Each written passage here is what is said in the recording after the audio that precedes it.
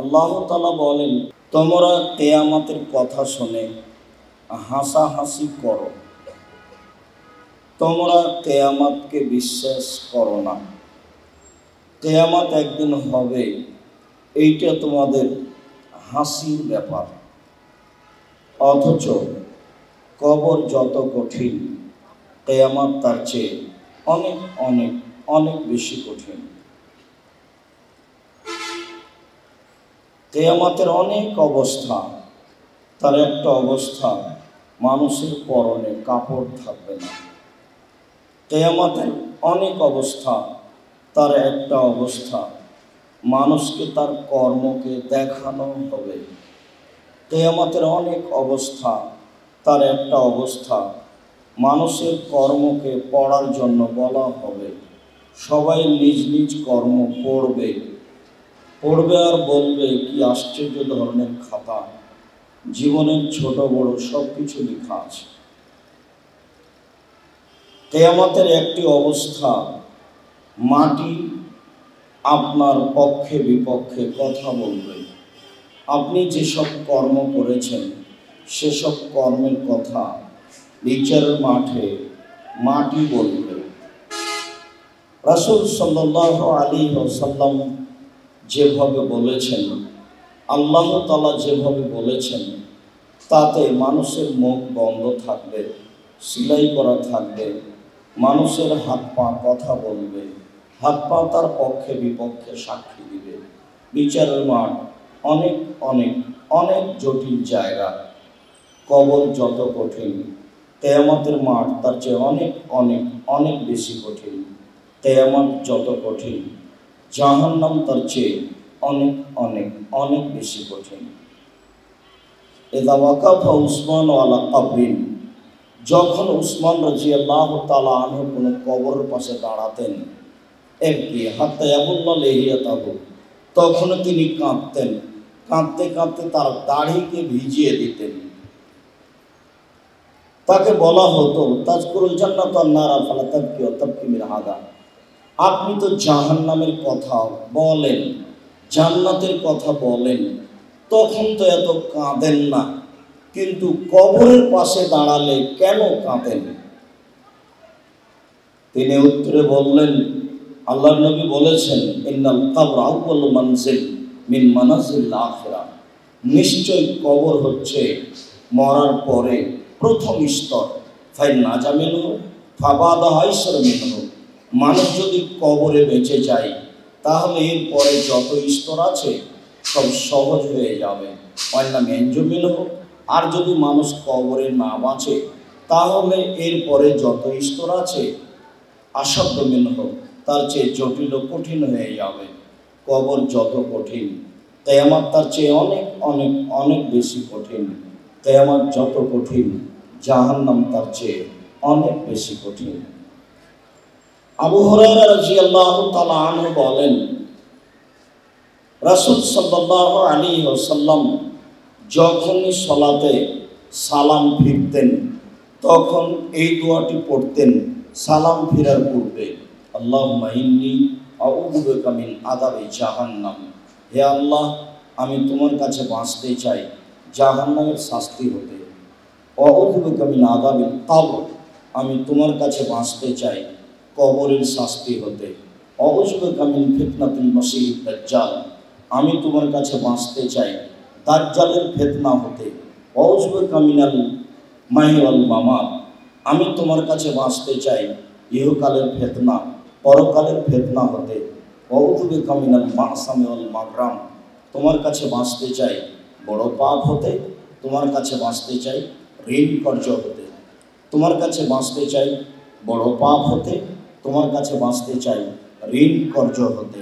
রাসূল সাল্লাল্লাহু আলাইহি সাল্লাম সালাম ফেরার পূর্বে কবরের শাস্তি থেকে বাঁচতে চাইতেন। আয়েশা রাদিয়াল্লাহু তাআলা আনহা বলেন, রাসূল সাল্লাল্লাহু আলাইহি সাল্লাম এই দোয়া না পড়ে জীবনে কোনোদিন সালাতে সালাম ফিরেছেন এইটা ঘটেনি। তিনি সালাম ফেরার পূর্বে কবরের শাস্তি থেকে জাহান্নামের শাস্তি থেকে বাঁচতে চাইতেন। কবর যত কঠিন, কিয়ামত তার চেয়ে অনেক বেশি কঠিন। কিয়ামত যত কঠিন, জাহান্নাম তার চেয়ে অনেক অনেক অনেক বেশি কঠিন। তোমরা কিয়ামতের কথা শুনে হাসাহাসি করো, তোমরা কিয়ামতকে ঠাট্টা বিদ্রূপ করো, অথচ কিয়ামতের কথা শুনে তোমরা কান্নাকাটি করো না।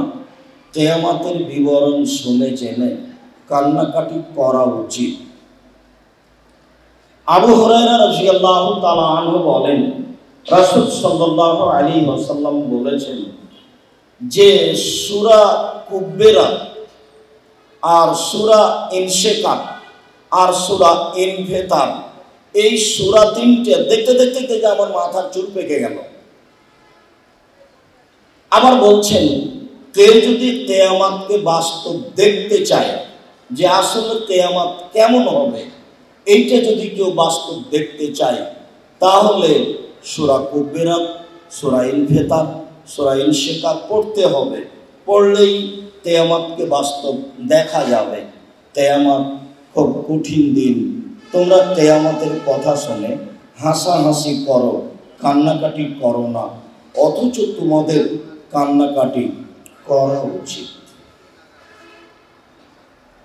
ইবনে আব্বাস রাদিয়াল্লাহু তাআলা আনহু বলেন, রাসূল সাল্লাল্লাহু আলাইহি ওয়াসাল্লাম বলেছেন, আইনানে লা তামাসসুহুমান নার, দুই শ্রেণীর চক্ষু, দুই শ্রেণীর মানুষকে জাহান্নাম স্পর্শ করবে না, দুই শ্রেণীর মানুষ জাহান্নামে যাবে না। আইনুন বাকাত মিন খাশিয়াতিল্লাহ, এক শ্রেণীর চক্ষু যে আল্লাহর ভয়ে কাঁদে। এই বাচ্চা,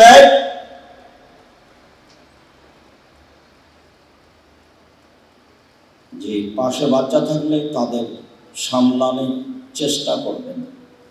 এত রাতে আসলে বক্তব্য দেওয়াতে অভ্যাসী নই, এসেছি, বক্তব্য না দিলে আপনারাও কষ্ট পাবেন, আর যারা ব্যবস্থাপনা করেছে তারাও কষ্ট পাবেন। অনেক সাধ করে করলাম, সাধ করে করলেন এই কথা ঠিক, তবে তা নিয়মের সাথে পদ্ধতির সাথে মিলিয়ে করার চেষ্টা করতে হবে। সম্মানিত দিনী ভাই বোন, যে যেখানে আছেন নিজের কথা কর্ম বন্ধ করে গুরুত্বপূর্ণ আলোচনা শোনার জন্য চেষ্টা করেন। আপনার আমি কিছু না কিছু উপকার করবই করব ইনশাআল্লাহ। শতদিনের বলা আমার জীবনে আমি কোনোদিন অপ্রয়োজনীয় বাক্য বলিনি। 90 সাল থেকে নিয়ে এখন পর্যন্ত আমি কোনোদিন অপ্রয়োজনীয় বাক্য বলেছি তা আমার মনে বলে না। কোরআন হাদিসের বাইরে কথা বলেছি তা আমার মনে বলে না। আমি কোনোদিন কেসা কাহিনী বলে বক্তব্য দিইনি। আজকেও আপনার সামনে কোনো কেসা কাহিনী বলবো এমনটা আমার মাথাতে হিসাব নেই। আমার সময়টুকু পূর্ণ কোরআন এবং হাদিসের অনুবাদ করে আল্লাহ ভীতি সম্পর্কে আপনাকে কিছু জানানোর চেষ্টা করব। সম্মানিত দিনী ভাই বোন, রাসূল সাল্লাল্লাহু আলাইহি সাল্লাম বলেন, দুই শ্রেণীর মানুষ জাহান্নামে যাবে না। তার এক শ্রেণীর মানুষ আইনুন বাকাত মিন খাশিয়াতিল্লাহ, ওই চক্ষু, ওই মানুষ যে আল্লাহর ভয়ে কাঁদে। এখন আপনার কোনো সময় কাঁদার সময় হয় কিনা, কাঁদেন কিনা, কাঁদতে পারেন কিনা, চোখের পানি আসে কিনা, না আসলেও চেষ্টা করেন। মরণ তো হবে একদিন, আজ হোক আর কাল হোক। ওয়া আইনুন হারাসাত ফি সাবিলিল্লাহ, আরেক চক্ষু যে চক্ষু আল্লাহর রাস্তায় পাহারা দেয়, দিন ধর্মের কাজ করে, এমন চক্ষু জাহান্নামে যাবে না। দিন ধর্মের কাজ তো আমরা যে যে স্তরে আছি সবাই বলছি যে আমরা দিন ধর্মের কাজ করছি। দল সংগঠন যেটাই হোক না কেন, পীর মাশায়েখ যেটাই হোক না কেন, সবাই আমরা আল্লাহর রাস্তে কাজ করছি বলে আমরা বলছি। যেটা আল্লাহ রাসূলের সাথে মিল খাবে সেটা কবুল হবে, বাকিগুলো কবুল হবে না। এটা কাউকে বলা লাগবে না, বিচার কারোর মাধ্যমে হবে না, বিচার সরাসরি আল্লাহ তাআলা করবেন। বিচারের মাঠ বড় কঠিন, বিচারও বড় কঠিন। সম্মানিত দিনী ভাই বোন, আবু হুরায়রা রাদিয়াল্লাহু তাআলা আনহু বলেন, রাসূল সাল্লাল্লাহু আলাইহি ওয়াসাল্লাম বলেছেন, লা ইয়ালিজার রাজুলুন নারা বাকা মিন খাশিয়াতিল্লাহ হাত্তা ইয়ালিদাল লাবানু ফি দার'i।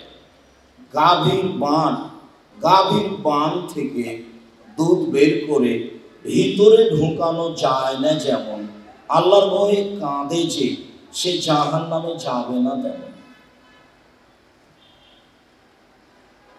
গাভীর ওলান থেকে বাঁট থেকে দুধ বের করে ভিতরে ঢোকানো যেমন অসম্ভব, আল্লাহর ভয়ে কাঁদে যে তার জাহান্নামে যাওয়া তেমনি অসম্ভব। তাহলে আল্লাহর ভয়ে কাঁদা বিষয়টি অতীব জরুরি গুরুত্বপূর্ণ কাজ। মুআবিয়া ইবনে হাওদা রাদিয়াল্লাহু তাআলা আনহু বলেন, রাসূল সাল্লাল্লাহু আলাইহি ওয়াসাল্লাম বলেছেন, সালাসাতু উয়ুনিন লা তারাহুমান নার। 3 শ্রেণীর চক্ষু জাহান্নামে যাবে না। 3 শ্রেণীর মানুষ জাহান্নামে যাবে না। আইনুন বাকাত মিন খাশিয়াতিল্লাহ, ওই চক্ষু ওই মানুষ যে আল্লাহর ভয়ে কাঁদে, ও জাহান্নামে যাবে না। 2 ওয়াইনুন হারাসাত ফি সাবিলিল্লাহ, ওই চক্ষু ওই মানুষ যে আল্লাহর রাস্তায় পাহারা দেয়। যারা দিন ধর্মের কাজ করে তারা আল্লাহর রাস্তায় পাহারা দেয়, তারা জাহান্নামে যাবে না। 3 গাজাতান মাহারিমিল্লাহ, ওই চক্ষু যে বেগানা নারীকে দেখে নিচু হয়ে যায়, অপর নারীকে দেখে চক্ষু নিচু করে যে, সে জাহান্নামে যাবে না। বিষয়টি অতীব জটিল, বিষয়টি অতীব জটিল। মোবাইল খুললেই নগ্ন মেয়ে সামনে আসে, টিভি চালু হলেই নগ্ন মেয়ে সামনে আসে, রাস্তাতে নামলেই হাজারো লক্ষ নগ্ন অর্ধনগ্ন নারী সামনে আসে। চক্ষু নিচু করা অতীব জটিল কঠিন কাজ। রাসূল সাল্লাল্লাহু আলাইহি সাল্লাম এভাবেই বলেছেন। জাবের রাদিয়াল্লাহু তাআলা আনহু বলেন, সাআলতু রাসূলুল্লাহ সাল্লাল্লাহু আলাইহি সাল্লাম নাজরিল ফাজাতে, আমি আল্লাহ রাসূলকে জিজ্ঞাসা করলাম, হঠাৎ যদি কোনো মহিলার উপরে চোখ পড়ে যায় তাহলে কি করব? আল্লাহর নবী, হঠাৎ যদি কোনো মহিলার উপরে চোখ পড়ে যায় তাহলে কি করব? তখন রাসূল সাল্লাল্লাহু আলাইহি সাল্লাম তিনি বলছেন, ফাআমারানি আন আসরিফা বাসারি, তিনি আমাকে বললেন যে তুমি চক্ষু ফিরিয়ে নিবা। হঠাৎ চক্ষু পড়ে গেলে তুমি চক্ষু ফিরিয়ে নিবা, এটা আমাকে বললেন। রাসূল সাল্লাল্লাহু আলাইহি সাল্লাম বললেন, পৃথিবীর মানুষ শুনে রেখো, ইসমানুলি সিত্তার মিন আনফুসিকুম আযাল্লাহু জান্নাহ, তোমরা 6টি কাজ করো, আমি তোমাদেরকে জান্নাতে নিয়ে যাওয়ার জন্য জিম্মেদারি নিলাম। কিভাবে জান্নাতে নিয়ে যাব সেটা আমার ব্যাপার। তোমরা 6টা কাজ করো, আমি তোমাদেরকে জান্নাতে নিয়ে যাব। তার একটি হচ্ছে যে গুসু আবসারাকুম, তোমরা তোমাদের চক্ষু নিচু করো, অপর নারীকে দেখে চক্ষু নিচু করো, আমি তোমাদেরকে জান্নাতে নিয়ে যাব। কিভাবে নিয়ে যাব সেটা আমার ব্যাপার। সম্মানিত দিনী ভাই বোন, রাসূল সাল্লাল্লাহু আলাইহি সাল্লাম বলেন, আল আইনানে তাজনিয়ানে জিনাহুমান নাজর, 2 চোখের জিনা হচ্ছে চোখ দিয়ে দেখা। আল ওজনানে জিনাহুল ইস্তেমাও, 2 কানের জিনা হচ্ছে কান দিয়ে শোনা। ওয়াল ইয়াদ জিনাহাল বাতস, হাতের জিনা হচ্ছে হাত দিয়ে ধরা। আর রিজল জিনাহাল মাশি, পায়ের জিনা হচ্ছে পা দিয়ে চলা। জেনাল কালব তাতামানা তাশতাহি, অন্তরের জিনা হচ্ছে পরিকল্পনা করা। জেনাল লেসানা নুতক, জিহ্বার জেনা হচ্ছে কথা বলা। সব জেনার মাধ্যম হাদিস মুসলিম, এ কথা মুহাম্মদ সাল্লাল্লাহু আলাইহি সাল্লাম বলেন। পৃথিবীর মানুষ, তোমরা 3টে জিম্মেদারি গ্রহণ করো, তাহলে তোমাদের জন্য জান্নাত সহজ। ওরা জাহান্নামে যাবে না। 3 শ্রেণীর মানুষ জাহান্নামে যাবে না। 3 শ্রেণীর মানুষ জাহান্নামে যাবে না। 1, ওই শ্রেণীর মানুষ যারা আল্লাহর ভয়ে কাঁদে। 2, ওই শ্রেণীর মানুষ যারা আল্লাহর রাস্তায় পাহারা দেয়। 1, ওই শ্রেণীর মানুষ যারা অপর নারীকে দেখে চক্ষু নিচু করে। বিষয়টি অতীব জটিল, এরপরেও মানুষই এইটা সামলাতে পারবে, মানুষই এটা করতে পারে। এই বিধান মানুষের উপরে চাপানো হয়েছে।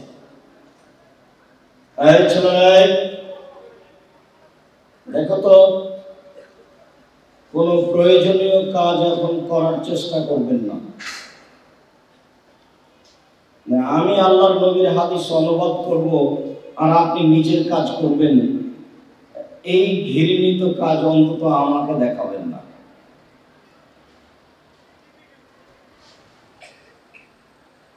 সম্মানিত দিনী ভাই বোন, উমামা বাহিলি রাদিয়াল্লাহু তাআলা আনহু বলেন, রাসূল সাল্লাল্লাহু আলাইহি সাল্লাম বলেছেন, লাইসা শাইউন আহাব্বা ইলাল্লাহি মিন কাতরাতাইনি ওয়া তারাইনি। আল্লাহর নিকটে দুইটি বিন্দু ফোঁটা, আল্লাহর নিকটে দুইটি চিহ্ন দাগ, এই চারটি যত প্রিয়, পৃথিবীর কোনো কিছু আল্লাহর কাছে তত প্রিয় নয়। রমজান মাসের সিয়াম আল্লাহর কাছে তত প্রিয় নয়। 5 ওয়াক্ত সালাত আল্লাহর কাছে তত প্রিয় নয়। 10 লক্ষ টাকা খরচের হজ আল্লাহর কাছে তত প্রিয় নয়। সবচেয়ে শক্তিশালী পাওয়ারফুল ইবাদত দান আল্লাহর কাছে তত প্রিয় নয়। 4টে জিনিস আল্লাহর কাছে যত প্রিয়। এক, কাতরাতু দুমুইন মিন খাশিয়াতিল্লাহ, আল্লাহর ভয়ে এক ফোঁটা চোখের পানি। আল্লাহর ভয়ে এক ফোঁটা চোখের পানি আল্লাহর কাছে যত প্রিয়, পৃথিবীর কোনো কাজ আল্লাহর কাছে তত প্রিয় নয়, সেটা যেটাই হোক না কেন। 2, কাতরাতু দামিন তুরাকু ফি সাবিলিল্লাহ, এক ফোঁটা গায়ের রক্ত যেটা আল্লাহর রাস্তায় প্রবাহিত করা হয়েছে, সঠিক সত্য যুদ্ধে শরীর রক্ত ঝরে গেছে, এই রক্ত আল্লাহর কাছে যত প্রিয়, পৃথিবীর কোনো কিছু আল্লাহর কাছে তত প্রিয় নয়। 3, ওয়াসারুন ফি সাবিলিল্লাহ, আল্লাহর পথে নেমে শরীর কেটে গেছে, ফেটে গেছে, এই দাগ চিহ্ন আল্লাহর কাছে যত প্রিয়, পৃথিবীর কোনো কিছু আল্লাহর কাছে তত প্রিয় নয়। 4, ওয়াসারুন ফি ফারিজাতিন মিন ফারাইজিল্লাহ, সিজদা করে কপালের দাগ, বসে থেকে থেকে টাকনোর দাগ, রুকু সিজদা করে হাঁটুর দাগ, ইবাদত করতে করতে অঙ্গের দাগ চিহ্ন আল্লাহর কাছে যত প্রিয়, পৃথিবীর কোনো কিছু আল্লাহর কাছে তত প্রিয় নয়। সম্মানিত দিনী ভাই বোন, একটু লক্ষ্য করুন, 4টে, তবে 1 নম্বরে যেটা আছে সেটা সবচেয়ে সহজ। 1 নম্বরে আছে এক ফোঁটা চোখের পানি। 2 নম্বরে আছে গায়ের এক ফোঁটা রক্ত, যা কঠিন। 3 নম্বরে আছে যুদ্ধে নেমে গায়ের শরীরের ফেটে যাওয়া কেটে যাওয়া দাগ। 4 নম্বরে আছে ইবাদত করতে করতে শরীরে কপালে হাতে পায়ে দাগ, যেটা সব কঠিন, তবে আল্লাহর ভয়ে এক ফোঁটা চোখের পানি সহজ, যা মানুষ করতে পারে।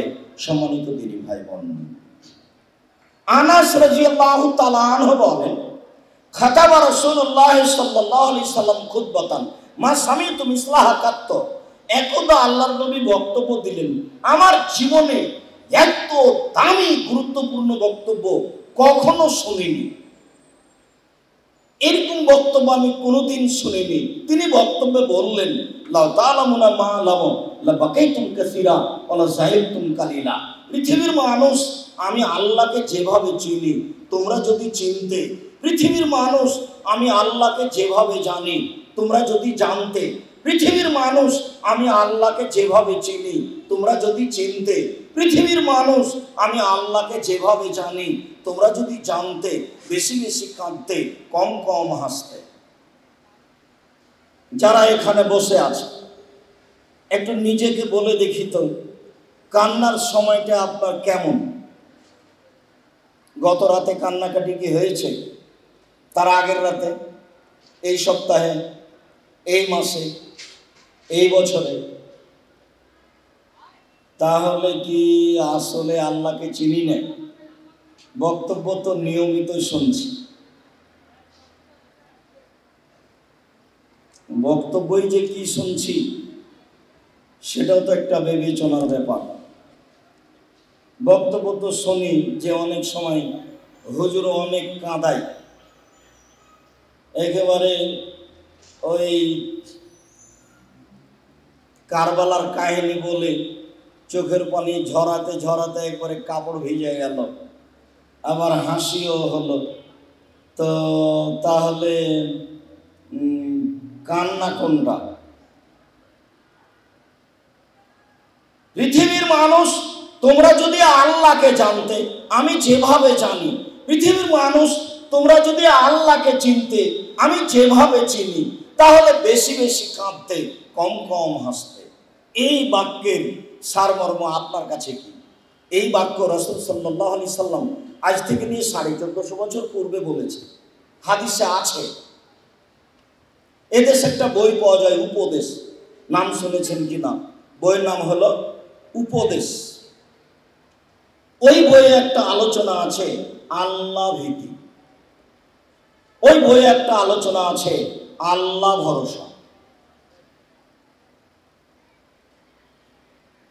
তো নিজে না কিনলেও অন্যজন কিনলে তো আপনি একটু পড়তে পারেন, তারপরে একটু দেখবেন আল্লাহ ভীতিতে আল্লাহর নবী কি বলছেন, আল্লাহ কি বলছেন, যদি আপনার উপকারে আসে। সম্মানিত দ্বীনী ভাই বোন, আবু হুরায়রা রাদিয়াল্লাহু তাআলা আনহু বলেন, রাসূল সাল্লাল্লাহু আলাইহি ওয়াসাল্লাম বলেছেন, সাবাতুন ইযিল্লুহুমুল্লাহু তাআলা ফি যিল্লিহি ইয়াওমা লা যিল্লা ইল্লা যিল্লুহু। 7 শ্রেণীর মানুষ বিচারের মাঠে বিশেষ ছায়াতলে থাকবে, যেদিন আল্লাহর বিশেষ ছায়া ছাড়া কোনোদিন কোনো ছায়া থাকবে না। যেদিন সূর্য হবে কামেকদারে মাইল, মানুষের মাথার উপরে 1 মাইল উপরে, অর্ধ হাত উপরে সূর্য হবে। বিচারের মাঠে কথা ঠিক নয়, মানুষের মাথার উপরে 1 মাইল উপরে সূর্য হবে বলে মুহাম্মদ সাল্লাল্লাহু আলাইহি সাল্লাম বলেছেন, হাদিস বুখারী মুসলিম। সেদিন কারো ঘাম হবে টাকনু পর্যন্ত, কারো ঘাম হবে হাঁটু পর্যন্ত, কারো ঘাম হবে কোমর পর্যন্ত, কারো ঘাম হবে নাক পর্যন্ত, গলা পর্যন্ত, আর কেউ কেউ ঘামে সাঁতার দিবে। হাদিস বুখারী মুসলিম। এ কথা মুহাম্মদ সাল্লাল্লাহু আলাইহি সাল্লাম বলেন। তিনি বলেন, বিচারের মাঠে 7 শ্রেণীর মানুষ বিশেষ ছায়াতলে থাকবে। তার 1 শ্রেণীর মানুষ ইমামুল আদিল, ন্যায়পরায়ণ নেতা। নেতা নিজেই বুঝে না নেতৃত্ব কি জিনিস, দায়িত্বশীল নিজেও জানে না দায়িত্ব কি জিনিস, জনগণ দিয়েছে সেই জন্য নিয়েছে। ন্যায়পরায়ণ নেতা বিচারের মাঠে বিশেষ ছায়াতলে থাকবে। আবু যার গিফারী রাদিয়াল্লাহু তাআলা আনহু আল্লাহর নবীকে বলছেন, আল্লাহর নবী, আপনি আমাকে আমার এলাকার নেতা করে দেন। তখন আল্লাহ রাসূল বলছেন, আয় তুমি করেছো কি? আরে তুমি দুর্বল মানুষ, আর নেতৃত্ব হচ্ছে কঠিন জিনিস, তুমি এটা করতে পারবা না। নেতৃত্ব দিবে তো উমর। 15-20 হয় না, 20-15 হয় না। উমরের নেতৃত্বের একটা কথা, খলুসিয়ত, একনিষ্ঠতা, মুখ আর ভিতর দুইটা এক হওয়া লাগবে, অন্যথায় ভুল হবে। এখনো শ্বাস আছে দেহে। আব্দুল্লাহ জি, আয়েশার কাছে যাও, আয়েশাকে গিয়ে বলো যে আবু বকর সিদ্দিক রাদিয়াল্লাহু তাআলা আনহুর পাশে একটি কবরের মতো জায়গা আছে, কবরের সমান জায়গা আছে, সেই জায়গাটা আমার জন্য দিবে কি না। শুনো, বলার সময়তে বলিও উমর চেয়েছে, বলিও না যে আমিরুল মুমিনিন চেয়েছে। বুঝাতে পারিনি কথা? এখনো অন্য কোনো নেতা নির্ধারণ হননি। আপনাকে বলা লাগে সাবেক এমপি, আপনাকে বলা লাগে সাবেক প্রিন্সিপাল, আপনাকে কত কিছু বলা লাগে। তিনি বলছেন, আব্দুল্লাহ আয়েশাকে গিয়ে বলো উমর জায়গাটা চাচ্ছে, বলিও না অর্থ পৃথিবীর খলিফা, কুশাগর বুদ্ধিজীবী রাজনীতিবিদ উমর চাচ্ছে, আমিরুল মুমিনিন উমর চাচ্ছে, এই কথা বলিও না। এখনো তিনি আমির আছেন। আবার বলছেন, আব্দুল্লাহ এখন যদি অনুমতি দেয়, আবারও জানাজা শেষে লাশটা তার বাড়ির পাশে রেখে দিও। আমার লাশ রেখে দিয়ে আবারও বলিও আমার কবরটা ওখানে হবে কিনা, যদি না হয় জনগণের কবর যেখানে আছে সেখানে আমার কবর দিও, তবে আবার লাশ রেখে আমার কথাটা একটু বলিও আয়েশাকে। আব্দুল্লাহ ইবনে উমর বলছেন, আমি সালাম দিয়ে ভিতরে ঢুকলাম, দেখি আয়েশা কাঁদছেন। আয়েশা দেখতে যাননি। আমাদের দেশে মহিলা পুরুষ মারা গেলে সারাদিন ওই বাড়িতে গিয়ে ভিড় জমায় নারী আর পুরুষ। বুখারী মুসলিম। আয়েশা দেখতে যাননি, ওখানে বসে বসে কাঁদছেন। আয়েশা রাদিয়াল্লাহু তাআলা আনহা বললেন, আমার সাধ ছিল আমার কবরটা ওখানে হোক, কিন্তু যেহেতু তিনি চাচ্ছেন কাজে আমি তাকে দিয়ে দিলাম। ন্যায়পরায়ণ নেতা বিচারের মাঠে বিশেষ ছায়াতলে থাকবে। ও রাজুলুন শাবুন নাশা ফি ইবাদাতিল্লাহ, যারা বাল্য জীবন থেকে ইবাদতে অভ্যাসী তারা থাকবে বিশেষ ছায়াতলে। ও রাজুলুন কলবুহু মুআল্লাকুন বিল মাসাজিদ ইজা খারাজা মিনহা হাত্তা ইয়াউদা ইলাইহি, ওই লোক থাকবে বিশেষ ছায়াতলে যে মসজিদ থেকে সালাত আদায় করে বের হয়েছে, আবার কখন আসবে এই নিয়ে ব্যস্ত হয়ে গেছে। ছেলেকে বলে আসরের টাইম হয়েছে কিনা, মেয়েকে বলে আসরের টাইম হয়েছে কিনা, মসজিদে আসার জন্য ব্যস্ত। এই ব্যক্তি থাকবে বিশেষ ছায়াতলে। রাজুলানে তাহাব্বা ফিল্লাহে ওয়া ইজতামা লিল্লাহে ইফতারাকা আলাইহি, ওই দুইজনও বিশেষ ছায়াতলে থাকবে যাদের বন্ধুত্ব গড়েছে আল্লাহর হস্তে, ভেঙে গেছে আল্লাহর হস্তে। তোমার আমি ভালো কর্ম দেখে তোমাকে দোস্ত বলে হিসাব করেছিলাম, দেখি তোমার ভিতরে অনেক খারাপ কর্ম, আমি তোমার সাথে সম্পর্ক বিচ্ছিন্ন করলাম। এমন ব্যক্তিরা থাকবে বিশেষ ছায়াতলে বিচারের মাঠে। রাজুলুন যাকারাল্লাহ খালিয়ান ফাফাজাত আইনাহু, ওই মানুষও থাকবে বিচারের মাঠে বিশেষ ছায়াতলে যে মানুষ নির্জনে আল্লাহকে ডাকলো আর দুই চোখের পানি ঝরঝর ঝরঝর করে ঝরলো। এই ছেলে, ঘুমাচ্ছ নাকি তুমি? আমি কি বললাম বলো তো দেখি।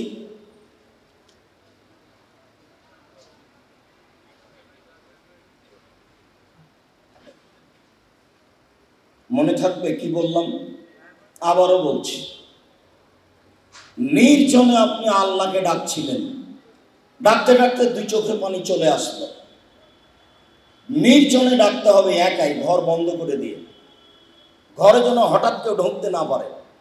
হঠাৎ ঢুকে গেলে কেমন কেমন লাগবে, মানে একটু কেমন কেমন লাগবে। আর রাতে উঠে ইবাদত করতে শিখতে হবে, বেশি না পারলে 2 রাকাত। যেমন ভাবে বলেছি, বেশি না পারেও যদি কোরআন মাজিদ পড়তে সূরা ইখলাস 3 বার, ঠিক অনুরূপী বলছি, বেশি না পারলে 2 রাকাত সালাত আদায় করবেন রাতে। 2 রাকাত সালাত আদায় করে একটা কান্নাকাটি করার পরিবেশ নিয়ে আসবেন। আল্লাহকে নির্জনে ডাকলো, দুই চোখের পানি ঝরঝর করে ঝরলো, এমন মানুষ বিচারের মাঠে থাকবে বিশেষ ছায়াতলে। এই হাদিসের এই বাক্যই হচ্ছে আলোচনার সাথে সম্পৃক্ত।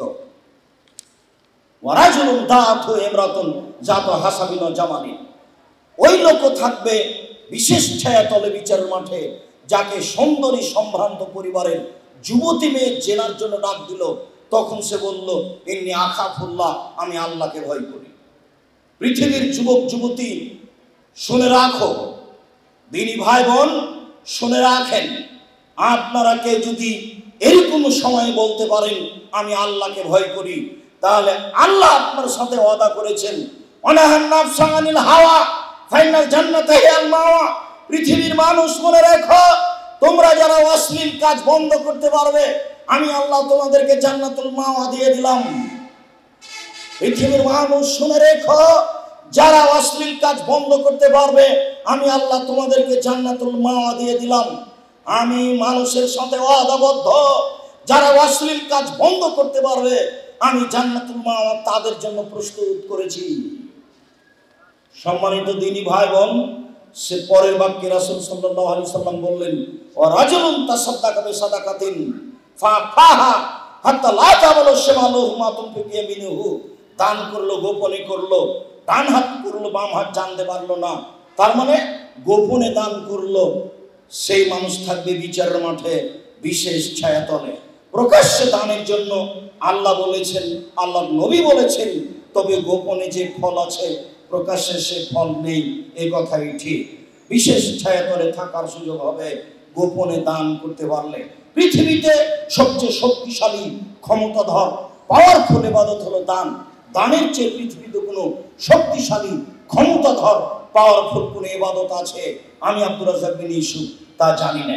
বিশেষভাবে গোপনে দান করা আরো ভিন্ন ধরনের গতি, যার বিনিময় হলো বিচারের মাঠে বিশেষ ছায়াতলে থাকা। সম্মানিত দিনী ভাই বোন, আবু হুরায়রা রাদিয়াল্লাহু তাআলা আনহু বলেন, রাসূল সাল্লাল্লাহু আলাইহি সাল্লাম বলেছেন, তিনজন লোক গর্তে আটকা পড়েছিল। বৃষ্টি আসলো, গর্তে ঢুকে গেল। উপর থেকে একটা বড় পাথর মুখের উপরে আসলো। তারা পাথর সরিয়ে বের হতে পারবে না। তিনজনের তৃতীয় জন বলল, আল্লাহুম্মা ইন কুনতা তাআলাম, হে আল্লাহ তুমি যদি জেনে থাকো, আমি ইস্তাজারতু আজিরান ইয়াওমান, আমি একটা কাজের জন্য লোক নিয়েছিলাম। ফাআমিলা নিসফান নাহারে, সে অর্ধেক দিন কাজ করেছিল। ফাআতাইতু আজরাহু, আমি তাকে তার পারিশ্রমিক দিলাম। ফাসাকাতাহু ওয়ালাম ইয়াখুজহু, সে রাগ করলো, সে পারিশ্রমিক নিল না, চলে গেল। আমি বললাম, অর্ধেক দিন কাজ করেছ, টাকা নিয়ে নাও। সে বলল, না আমি টাকা নিব না, রাগ করে চলে গেল। ফাওয়াফারতুহু আলাইহা, আমি সেই অর্ধেক দিনের টাকাকে বাড়াতে লাগলাম। ফাসারা মিন হাদাল মাল, এই যে অনেক হয়ে গেল গরু ছাগল। ফাজা ইয়ামান ইয়াতলুবহু, হঠাৎ একদিন এসে বলছে, একদিনের পারিশ্রমিক আমি পাই, দেন। কোনোদিন দিন মজুরকে ঠকাবেন না। ঘাম শুকানোর পূর্বে তাকে পারিশ্রমিক দেওয়ার জন্য রাসূল সাল্লাল্লাহু আলাইহি সাল্লাম আদেশ করেছেন। লোকটি অর্ধেক দিন কাজ করে পারিশ্রমিক না নিয়ে চলে গেল। হঠাৎ একদিন এসে বলছে, আমি একদিন কাজ করেছিলাম, টাকাটা দেন। আমি বললাম, খুজ হাযাল মাল কুল্লাহু, এই সব গরু ছাগল তুমি নিয়ে চলে যাও। ও আমাকে বলল, মজাক করবেন না আমার সাথে, আমি একদিনের পারিশ্রমিক চাচ্ছি। আরে শোনো, আমি তোমার সাথে মজাক করিনি, যা গরু ছাগল আছে সব নিয়ে চলে যাও, তোমারই এইগুলি। সে নিয়ে চলে গেল। ফাইন কুনতা তাআলাম, তুমি যে জেনে থাকো, আন্নী ফাওয়াতু জালিকা, আমি এই কাজটা করেছি রাজা রাহমাতিকা, তোমার রহমতের আশায়, ও খাসিয়াত আযাবিকা, তোমার শাস্তির ভয়ে। আমি দুই কারণে এই কাজটা করেছি।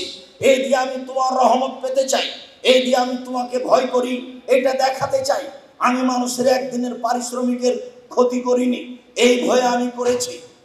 যদি সত্যিকারই এই জন্য করে থাকি, তাহলে ফারেজ, তুমি আজকে এই পাথর গর্তের মুখ থেকে সরিয়ে দাও। আল্লাহ তাআলা ফাজাল আল হাজার, পাথর গর্তের মুখ থেকে সরে গেল। ফায়াতা মাশাউনা, তারা স্বাভাবিকভাবে পায়ে হেঁটে বের হয়ে চলে গেল। হাদিস বুখারী মুসলিম। সম্মানিত দিনী ভাই বোন, অত্র হাদিসের এই অংশে বোঝা যাচ্ছে, মানুষ যদি আল্লাহর ভয়ে কাজ করে, তাহলে মানুষকে আল্লাহ বিপদ থেকে বাঁচিয়ে দিবেন। আর মনে রাখবেন, এই হাদিসে আর একটা কথা আছে, যদি আপনি অশ্লীল কাজ বন্ধ করতে পারেন, পৃথিবীর যে কোনো বিপদ থেকে বেঁচে যাবেন। যদি আপনি অশ্লীল কাজ বন্ধ করতে পারেন, তাহলে পৃথিবীর যে কোনো পাপ বিপদ থেকে বেঁচে যাবেন। ওই যে তিনজনের একজন বলল, আমি আমার চাচাতো বোনের সাথে জেনা করার ওয়াদা করেছিলাম, আমাকে বলেছিল 100 স্বর্ণ মুদ্রা নিয়ে আসো। আমি 100 স্বর্ণ মুদ্রা নিয়ে আসলাম, অন্যায়ের জন্য বসলাম। আমাকে বলল, তুমি আল্লাহকে ভয় করো। আমি অন্যায় করিনি, উঠে গেছি তোমার ভয়ে, অতএব তুমি আজকে গর্তের মুখ থেকে পাথর সরিয়ে দাও। আল্লাহ বললেন, ঠিক আছে, আমি তোমার কথা গ্রহণ করলাম, গর্তের মুখ থেকে পাথর সরিয়ে দিলাম। সম্মানিত দিনী ভাই বোন, লোকটি আল্লাহর ভয়ে কাজ করেছিল, মর্মে বিপদ থেকে বেঁচে গেল। আবু সাঈদ খুদরি রাদিয়াল্লাহু তাআলা আনহু বলেন, রাসূল সাল্লাল্লাহু আলাইহি সাল্লাম বলেছেন, কানা রাজুলুন ফি বানি ইসরাঈল আসরাফ আলা নাফসিহি, আজ থেকে হাজার হাজার বছর পূর্বে বানি ইসরাঈলের যুগে একটা লোক ছিল, সে নিজের প্রতি খুব অন্যায় করেছিল। ফাওসা বানি হে, মরার সময় সে তার ছেলেদেরকে উপদেশ দিয়ে বলেছিল, শোনো, এই যে মাতা, যখন তোমাদের পিতা মারা যাবে, ফাহাররিকুহু, ওকে আগুন দিয়ে জ্বালিয়ে দিও। ফাজুল নিসফাউ ফিল বাররে ওয়া নিসফাউ ফিল বাহরে, অর্ধেক চাই পানিতে ফেলে দিও, অর্ধেক চাই মাটিতে ফেলে দিও। কেন? লাইন কাদারাল্লাহু আলাইহি, যদি আল্লাহ তোমাদের পিতাকে ধরতে পারেন, আল্লাহে আল্লাহর কসম, আল্লাহে আল্লাহর কসম, আল্লাহে আল্লাহর কসম, লাইয়া দেবান্না আযাবান লাইয়া দুবা আহাদান ফিল আলাম, তোমাদের পিতাকে আল্লাহ এত শাস্তি দিবেন, পৃথিবীর কোনো মানুষকে এত শাস্তি দিবেন না। শুনে রেখো আমার ছেলেরা, যদি আল্লাহ তোমাদের বাপকে ধরতে পারেন তাহলে তোমাদের পিতাকে এত শাস্তি দিবেন, পৃথিবীর কোনো মানুষকে আল্লাহ এত শাস্তি দেননি। বুঝাতে চাইলো লোকটা পৃথিবীতে আমি সবচেয়ে বড় পাপী। ফায়দা মাতা ফাফালু মা মারাহুম, পিতা যখন মারা গেল ছেলেরা তাই করলো, বাপে যা বলেছিল। তাকে জ্বালিয়ে অর্ধেক চাই পানিতে ফেলে দিল, অর্ধেক চাই মাটিতে ফেলে দিল। ফামারাল্লাহুল বাহরা, আল্লাহ সাগরকে বললেন ছাইগুলি জমা করে দাও। আমারাল্লাহুল বাররা, আল্লাহ পানি মাটিকে বললেন ছাইগুলি জমা করে দাও। মাটি এবং পানি ছাইগুলি জমা করে দিল। আল্লাহ তাআলা বললেন লেমা ফালতা হাজা, বলো তুমি এই কাজ কেন করেছো, তুমি তোমার ছেলেদেরকে এই আদেশ কেন করলে? তখন লোকটি উত্তরে বলছে মিন খাশিয়াতিকা, তোমার ভয়ে করেছি, আল্লাহ ভীতি। শেষ বাক্যটাই হচ্ছে মূল কথা। কেন করেছ? তো বলল যে তোমার ভয়ে করেছি। তখন আল্লাহ তাআলা বলছেন কাদ গাফারতু লাকা, যাও আমি তোমাকে ক্ষমা করে দিলাম। সম্মানিত দিনী ভাই বোন, আনাস রাদিয়াল্লাহু তাআলা আনহু বলেন রাসূল সাল্লাল্লাহু আলাইহি সাল্লাম বলেছেন, আল্লাহ তাআলা বলেন হাদিসে কুদসি, আল্লাহ তাআলা বলেন হাদিসে কুদসি, ইয়া ইবনা আদম, এ আদমের ছেলে মেয়েরা শোনো, মা দাওয়াতানি রাজাউতানি, তোমরা আমাকে যেভাবে ডাকো আমি সেভাবে শুনি, তোমরা যেভাবে আশা পোষণ করো সেভাবে আমি পূর্ণ করে থাকি। আদমের ছেলে মেয়েরা শোনো, আমি আল্লাহ যেভাবে ডাকো সেভাবে আমি শুনি, যেভাবে আশা পোষণ করো সেভাবে আমি পূর্ণ করে থাকি। গাফারতু লাকা লা উবালি, আমি তোমাকে ক্ষমা করে দেব, আমি পরোয়া করি না তুমি কত বড় পাপী, আমি পরোয়া করি না তুমি কত বড় পাপী। তুমি যেভাবে ডাকো আমি সেভাবে থাকি, যেভাবে আশা পোষণ করো আমি সেভাবে পূর্ণ করে থাকি। ইয়া ইবনা আদম লাউ বালাগাত যুনুবুকা আনাস সামায়ে, আদমের ছেলে মেয়েরা শোনো, তোমাদের পাপ বেশি হতে হতে যদি আকাশে লেগে যায়, ফাস্তাগফিরতানি, এরপরে যদি আমার কাছে ক্ষমা চাও, গাফারতু লাকা, আমি আল্লাহ ক্ষমা করে দেব। ওয়ালা উবালি, আমি পরোয়া করি না তুমি কত বড় পাপী, আমি পরোয়া করি না তুমি কত বড় পাপী, আমি পরোয়া করি না তুমি কত বড় পাপী। আল্লাহ তাআলা বিচারের মাঠে এসে বলবেন জব নাদম লাতাইতনি বিকুরাবিল আরদি খাতায়া সুম্মা লাকিতানি লা তুশরিকু বিশায়া লাতাইতুকা বিকুরাবিহা মাগফিরা। আদমের ছেলেমেয়েরা শোনো, আজকে বিচারের মাঠে উপস্থিত হয়েছ আকাশ জমিন পরিমাণ পাপ নিয়ে, শুধু পাপ আর পাপ। আমি আল্লাহ উপস্থিত হয়েছি সেই পরিমাণ ক্ষমা নিয়ে। যদি তোমাদের শিরকি পাপ না থাকে, তোমার পাপ যত আমার ক্ষমা তত। যেই পরিমাণ তোমার পাপ সেই পরিমাণ আমার ক্ষমা, যেই পরিমাণ তোমার পাপ সেই পরিমাণ আমার ক্ষমা। যত তোমার পাপ তত আমার ক্ষমা, যদি শিরক না থাকে। আদমের ছেলে মেয়ে শুনে রাখো, যেভাবে ডাকো আমি সেভাবে থাকি, যেভাবে আশা পোষণ করো সেভাবে আমি পূর্ণ করে থাকি। সম্মানিত দিনী ভাই বোন, আল্লাহ ভীতির উপরে একটি সংক্ষিপ্ত ছোট্ট গুরুত্বপূর্ণ বক্তব্য দিয়ে আপনাকে আমি আন্তরিকভাবে পরকালমুখী করতে চাই। সম্মানিত দিনী ভাই বোন, সময় বেশি নেই, দেখতে দেখতে 20 থেকে 30 হয়েছে, 40 হয়েছে, 50 হয়েছে, মরার সময় চলে এসেছে, আত্মীয় স্বজন চলে গেছে, আজ হোক আর কাল হোক যেতেই হবে, এ কথাই ঠিক।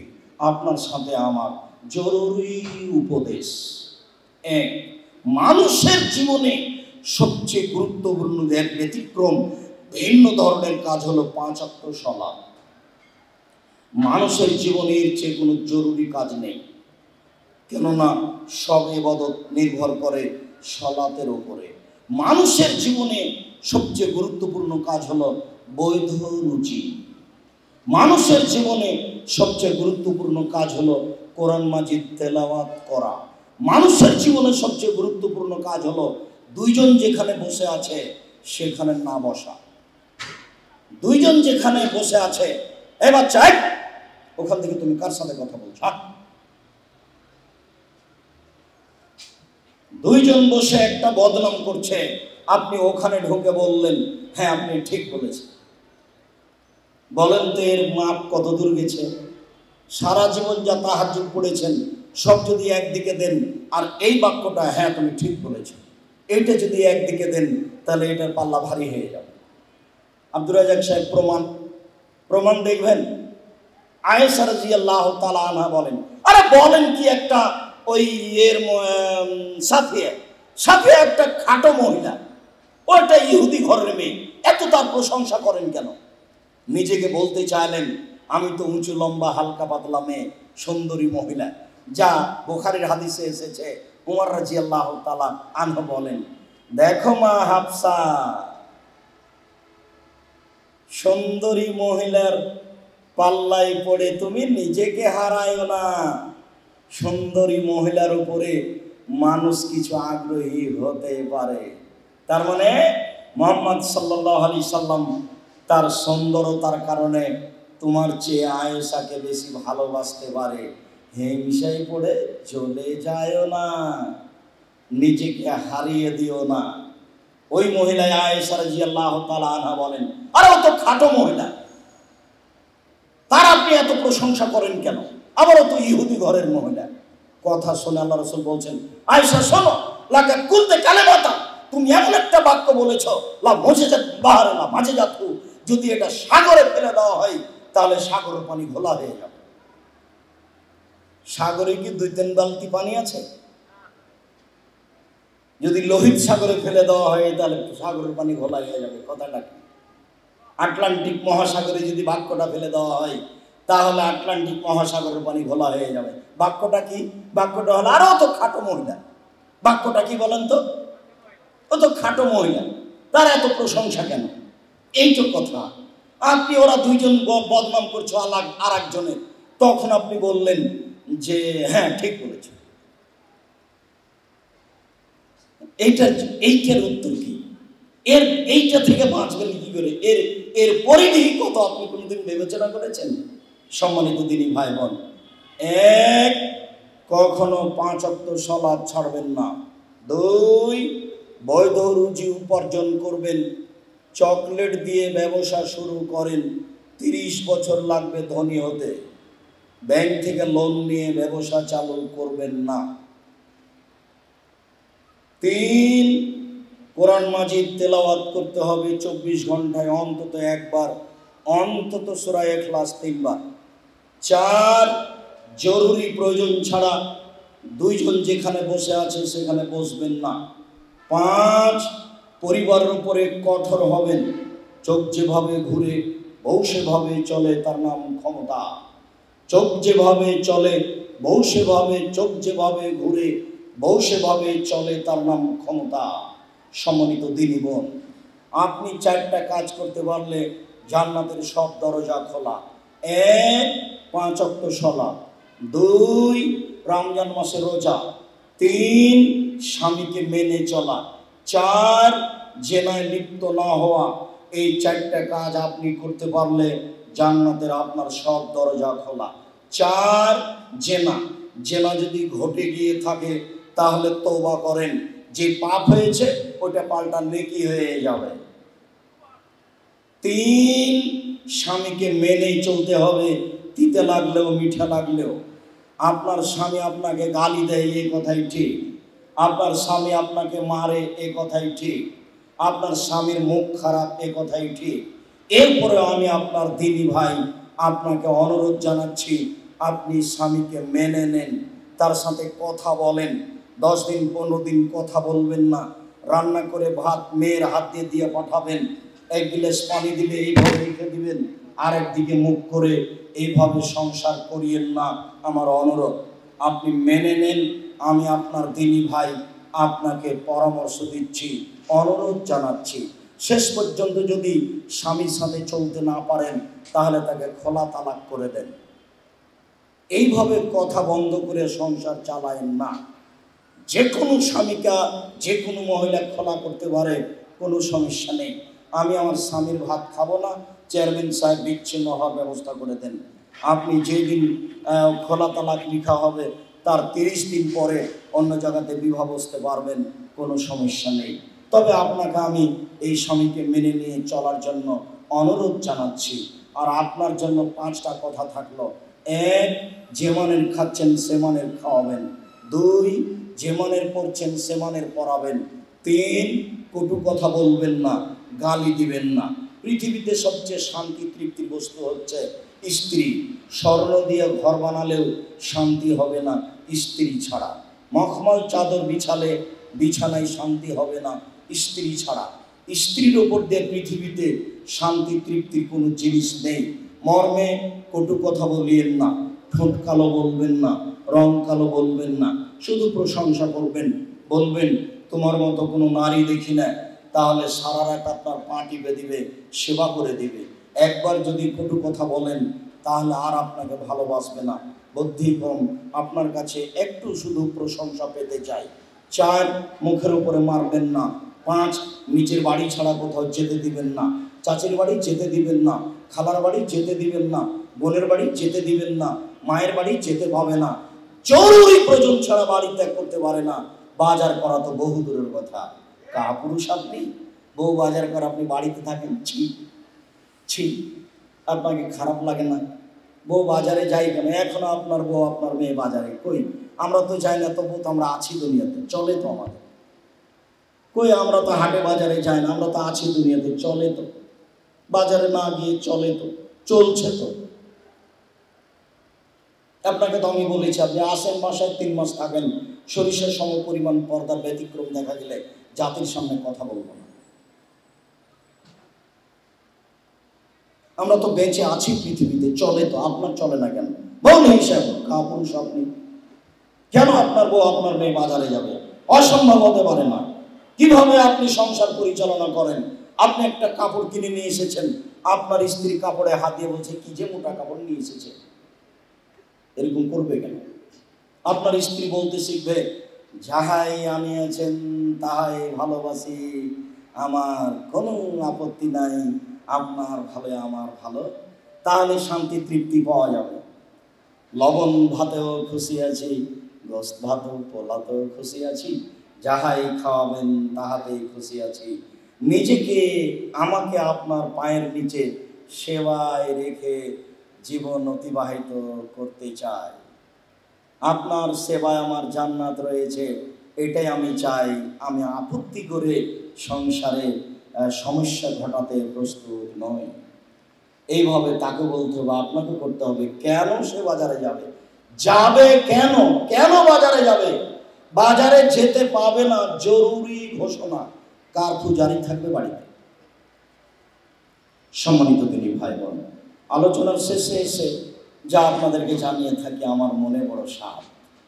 এদেশের মাটিতে আমি উন্নত মানের প্রতিষ্ঠান গড়বই ইনশাআল্লাহ। সেটাই হলো জামিয়া সালাফিয়া। জামিয়া সালাফিয়া ডাঙ্গিপাড়া পাওয়া রাজশাহী, জামিয়া সালাফিয়া রূপগঞ্জ নারায়ণগঞ্জ ঢাকা, জামিয়া সালাফিয়া তেঘরা বিরল দিনাজপুর, জামিয়া সালাফিয়া 6 নং বাবুগঞ্জ বরিশাল। 2টা জামিয়া চলমান রয়েছে, 2টা জামিয়া কার্যক্রম রয়েছে, যা রমজান পরে চালু হবে বলে আশাবাদী। মর্মে সকল দিনী ভাই বোনকে জামিয়া সালাফিয়ার জন্য দোয়া করার ব্যাপারে অনুরোধ জানাচ্ছি। জামিয়া সালাফিয়া ডাঙ্গিপাড়া পাওয়া রাজশাহী, জামিয়া সালাফিয়া রূপগঞ্জ নারায়ণগঞ্জ ঢাকায়, এই 2 প্রতিষ্ঠানে বর্তমানে 3850 জন ছাত্র আছে। ছেলে মেয়ে আছে যার 500 জন অসহায় আর 200 জন এতিম।